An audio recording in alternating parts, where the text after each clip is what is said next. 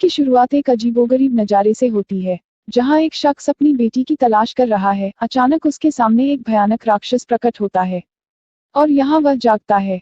इसका मतलब है कि वह सपना देख रहा था। उसका नाम गुवान है। वह एक पहाड़ी पर बैठा है। फिर वह ट्रक को वहां ड्राइव करते देख पत्थर फेंकना शुरू कर देता है। वह एक शार्प शूटर था, तो वे पत्थर बिल्कुल ट्रक से टकरा गए और ट्रक अपना नियंत्रण खोने लगता है। एक आदमी ट्रक से बाहर आता है। वह उसके पास जाता है। वह पूछता है, मेरी बेटी कहाँ है? तुम उसके अपहरण करता हो। लेकिन वे दोनों आदमी उसे घायल कर वहां से चले जाते हैं। जब वह ट्रक चेक करता है तो मासूम बच्चे होते हैं जिनका अपहरण कर लिया गया था। वह उनमें से अपनी बेटी को भी खोजता है, लेकिन वह उसे न पाकर रोने लगता है। पुलिस अधिकारी भी जल्द ही वहां पहुंच जाते हैं। उसे वहां देखकर पुलिस समझती है कि वह इन बच्चों का अपहरण करता है। पुलिस उसे गिरफ्तार करती है। यहाँ गुवान का इतिहास बताया गया है। गुवान का एक धन्य परिवार था। उनकी 5 साल की बेटी थी, लेकिन 6 साल बीत गए और किसी ने उसका अपहरण कर लिया। और गुवान को दैनिक आधार पर एक दुस्वप्न था। वह सपना देखता था कि उसकी बेटी किसी प्राचीन शहर में कैद है। अब यह देखा गया है कि गुवान एक फिलिंग स्टेशन पर पुलिस वैन में है।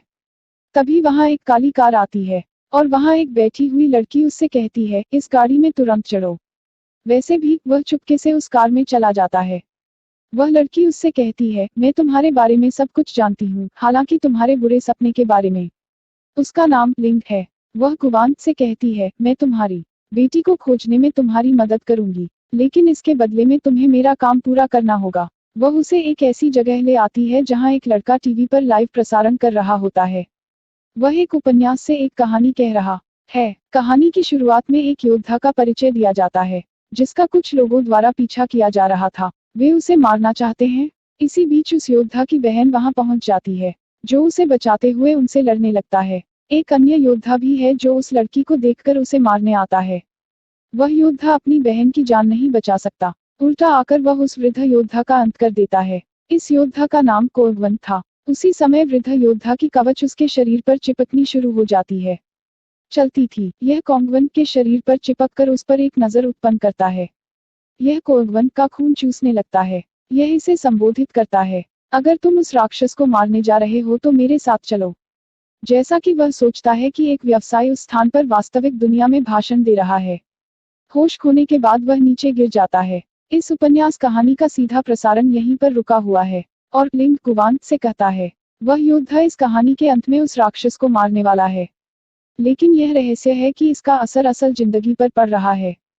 काल्पनिक जीवन और गैर काल्पनिक जीवन का मिलन होता है। यहाँ लिंग एक तथ्य का खुलासा करता है। यह लड़का प्रतिदिन लाइव प्रसारण पर है और वह इंटरवल लेते हुए कहानी सुनाता है। और वह 3 दिन बाद अपनी उपन्यास कहानी में राक्षस को मारने जा रहा है।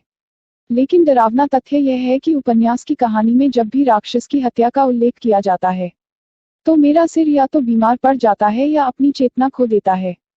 इससे पहले कि मेरा सिर 3 दिन बाद मर जाए, तुम्हें मेरा साथ देना होगा। और वह कहती है, मैं इसके बदले में तेरी बेटी की तलाशी लूंगी। हमने 5 लड़कियों की खोज की है। उनमें से एक निश्चित रूप से आपकी बेटी है। डीएनए इसका खुलासा करेगा। लिंग उसे बताता है, यह उपन्यासकार दूसरे शहर में रहता है। आपको वहां जाकर उसे खत्म करना होगा। फिर गुवान उसके पास दूसरे शहर जाता है। जब वह उपन्यासकार उससे पूछता है, तुम यहाँ क्यों आए हो? वह कहता है कि मैं आपका प्रशंसक हूँ। यह सुनकर उस उपन्यासकार को आनंद की अनुभूति होती है और वे आपस में संवाद करने लगते हैं। एक दिन गुवान उपन्यासकार से मिलने के बाद वहां अपनी डायरी भूल जाता है, जिसमें उन्होंने अपने बुरे सपने को नोट किया था। उपन्यासकार को वह कहानी पसंद आती है जब वह अपनी डायरी पढ़ता है, यह सोचकर कि मैं इसे अपने उपन्यास का हिस्सा बना लूंगा। वह अपनी उपन्यास कहानी को फिर से शुरू करता है। कोगवन नामक योद्धा उस राक्षस की तलाश में चला गया है। वह राक्षस वास्तव में एक राज्य का शासक था। वहां एक उत्सव आयोजित किया जा रहा है जब कोगवन वहां पहुंचता है। कोगवन की कवच की आंख उसे संबोधित करती है कि इस राज्य का एक और शासक था और वह इस जगह का सैन्य अधिकारी था। लेकिन वह जादू टोना करके उस राजा को मार डालता है और वह पूरी भूमि पर हावी है। अब यह राक्षस राजा दूसरे राज्य पर आक्रमण करने वाला था। अंत में वे वहां जाकर उस राज्य पर आक्रमण करते हैं। वे अपनी जमीन लूटना शुरू कर देते हैं, सभी को मार डालते हैं। अब कर्फ्यू लगा दिया गया है कि कोई उसके घर से बाहर न निकले, इसलिए वहां मौजूद सभी लोग अपने अपने घरों को चले जाएं। अब असली दुनिया देखी जा रही है। गुवान उस उपन्यासकार के शहर में है। वह अपने होटल में आराम कर रहे हैं। फिर लिंक वहां आकर उसे पीटना शुरू कर देता है कि मैंने तुम्हें उपन्यासकार को मारने के लिए भेजा था, दोस्ती का बंधन बनाने के लिए नहीं। इसी बीच उपन्यासकार वहां पहुंचता है तो लिंक वहां से चला जाता है। वह उसे अपनी डायरी देता है। यहाँ गुवान सोचता है कि मैं इस उपन्यासकार को मार सकता हूँ, लेकिन वह इसे निभाने में सक्षम नहीं है। उपन्यासकार ने उन्हें सूचित किया कि आपकी डायरी में लिखी गई कहानी को जोड़ते हुए मैंने अपनी उपन्यास कहानी को आगे बढ़ाया है, और वह उससे डायरी लेकर अगली कहानी लिखने लगता है। अब आते हैं उपन्यास की कहानी पर। जब कोगवन उस रास्ते को पार कर रहा होता है तब उसका सामना एक छोटी बच्ची से होता है जिसका भाई मर गया था। वह उसका साथ देता है। वह छोटी बच्ची बांसुरी बजाने लगती है। यह धुन सुनकर कुछ योद्धा वहां पहुंच जाते हैं और उन पर हमला करने लगते हैं, लेकिन कोगवन उस छोटी बच्ची को लेकर भाग जाता है। शाम होते ही उन योद्धाओं की शक्तियां कम होने लगती हैं। इसका फायदा उठाकर कोगवन उस बच्ची को लेकर फरार हो जाता है। अब वास्तविक जीवन देखा जाता है। अब कोगवन यह योजना बनाता है कि मैं इस उपन्यासकार को समाप्त कर दूंगा, और वह उसकी ओर एक पत्थर फेंकता है जिससे वह बेहोश हो जाता है। वह उसे मारने के करीब है। अचानक वह गाना गाता है जो उसने अपनी बेटी को सिखाया था। अपने आसपास देखने पर वह देखता है कि 10 से 11 वर्ष का एक लड़का यह गीत गा रहा है। वह उससे गुस्से में पूछता है, तुमने यह गाना कहाँ से सीखा? मेरी बेटी कहाँ है? क्योंकि वह अपनी बेटी से मिलना बर्दाश्त नहीं कर रहा था, लेकिन वह लड़का उसे देखकर डर जाता है। वह वहां से भाग जाता है। गुवान उसका पीछा करना शुरू कर देता है। वह अपनी बेटी के अपहरणकर्ता को पाता है जहां वह पहुंचता है। वह गुस्से में उससे पूछने लगा, कहो मेरी बेटी कहाँ है?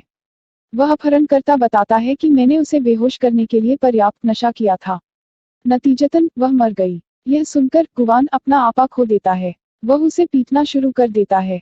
उसी समय लिंक वहां प्रकट होता है और वह उसे अपनी कार में बिठा लेती है। वह कहती है, मैं तुम्हारी मदद करूंगा। गुवान कहता है, मुझे बस किसी तरह उस अपहरणकर्ता तक पहुंचने की जरूरत है, इसलिए मैं उसे मौत के घाट उतार सकता हूँ। चिंता मत करो, मैं भी आपके मिशन को पूरा करूंगा, बस उस अपहरणकर्ता को लाओ। लिंक का सिर भी इस बातचीत को सुन रहा है।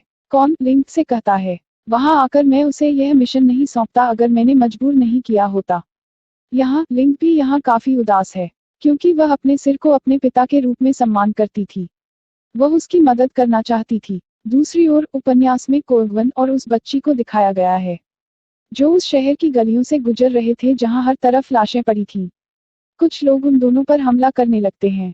फिर कोगवन की कवच दिखाई देती है जिसमें एक आंख होती है, और यह एक प्राणी में बदल जाता है, और यह उन लोगों को मारता है, उन पर हमला करता है। इसके बाद यह फिर से कोगवन के शरीर पर दिखाई देता है। उपन्यासकार बुरी तरह घायल है। वह गुवान से कहता है, मुझे नहीं पता कि मुझ पर किसने हमला किया। वह गुवान को बताना शुरू करता है कि मैंने अपने उपन्यास में आपका और आपकी बेटी का भी उल्लेख किया है। यह आपकी बेटी है जिसके साथ उपन्यास में कोगवन है, जो उसके माता पिता की तलाश कर रही है। और वह योद्धा जो उन दोनों पर आक्रमण करने आए थे, दरअसल वह उन पर हमला करने के लिए नहीं बल्कि अपनी बेटी को बचाने के लिए आया था।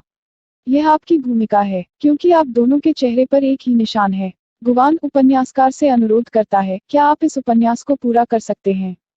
इसलिए मैं जल्द से जल्द अपनी बेटी की तलाश कर सकता हूँ, क्योंकि आपका उपन्यास वास्तविक जीवन जैसा ही है। अब वे दोनों उसके घर आते हैं जहां गुवान देखता है उपन्यासकार के घर में लिंक के सिर की एक तस्वीर है। उपन्यासकार बताता है, यह आदमी मेरे पिता का मित्र हुआ करता था, लेकिन मेरे पिता का निधन अजीब तरीके से हुआ। लिंक भी पूरी बातचीत सुन रहा था। वह उपन्यासकार की बातचीत के माध्यम से न्याय करती है कि उसका सिर झूठ बोल रहा था। वह उपन्यासकार उसे मारने की कोशिश कर रहा है, न ही वह राक्षस से जुड़ा था। वह समझती है कि उपन्यासकार के पिता और उसके मुखिया बिजनेस पार्टनर थे, तो उसके सिर ने उसके पिता को समाप्त कर दिया है। अब वह स्थिति का नाटक कर रहा था ताकि वह अपने बेटे को भी मार सके। लिंक उसे बुलाते हुए उसके सिर पर सब कुछ बता देता है। मैं तुम पर भरोसा करता था, लेकिन तुम भी अपना मिशन पूरा होने के बाद मुझे खत्म कर दोगे, तो मैं आपकी सेवा नहीं कर सकता। उसी तरह उसके सिर के आदमियों ने उसे पकड़ लिया। वे उसका अपहरण कर लेते हैं। इसके विपरीत गुवान को भी पता चल जाता है कि वास्तविकता क्या है। गुवान उस उपन्यासकार को लेकर एक पुस्तकालय में आता है, इसलिए वे दोनों अपनी जान सुरक्षित रखते हैं। लेकिन मुखिया के आदमी भी वहां पहुंचते हैं और उनके बीच लड़ाई शुरू हो जाती है। अब उपन्यास की दुनिया देखी जाती है जहां कोगवन उस बच्ची के साथ उस राक्षस राजा को मारने जा रहा था। उसके सभी योद्धा रात के कारण सो रहे हैं, क्योंकि वे रात में एनर्जेटिक नहीं रह पाते थे। वह उस राक्षस को जोर जोर से पुकारने लगता है। तभी उसके सामने एक विशाल रहस्यमयी राक्षस प्रकट होता है, जिसका आधा चेहरा बाकी आधे चेहरे से अलग था। उसके बीच तलवार भी बंधी हुई थी। वह कोगवन कहता है, तुम मेरे दोस्त के बेटे हो। मैंने तुम्हारे पिता को बहुत पहले मार डाला था। मैंने तुम्हें और तुम्हारी बहन को खत्म करने के लिए आदमियों को भेजा था, लेकिन आप किसी तरह बच गए। वह राक्षस फिर से उस पर हमला करने लगता है। उनके बीच जबरदस्त मारपीट शुरू हो गई है। कोगवन की कवच भी अलग हो गई है जो उसके शरीर पर स्थापित थी। अब वे दोनों उस राक्षस से लड़ रहे थे। वह राक्षस सबसे शक्तिशाली था। वह कवच प्लेट को नष्ट कर देता है। अब वह उसे समाप्त करने के लिए कोगवन की ओर जाता है, लेकिन वह छोटी बच्ची शुरू होती है बांसुरी बजाने के लिए, इसलिए उसका ध्यान भटक सकता है। यह देखकर वह राक्षस क्रोधित हो जाता है और उसके शरीर से कुछ जाल निकलते हैं जो उस बच्ची को अपनी ओर खींच लेते हैं। लेकिन असल दुनिया में देखने में आता है कि उस उपन्यासकार पर किसी ने हमला कर दिया है और उनकी कहानी इस सीन तक अधूरी रह गई है। लिंक भी किसी तरह से खुद को बचाकर उनकी मदद करने के लिए यहाँ आता है। वे उस उपन्यासकार को अस्पताल ले आते हैं, जहाँ लिंक का सिर यह स्वीकार करता है कि मैं उपन्यासकार को समाप्त करना चाहता हूँ। और इसके पीछे क्या मकसद है? जब गुवान के सामने सारी वास्तविकता उजागर हो जाती है, तो वह स्वयं उपन्यास की कहानी को पूरा करने जाता है।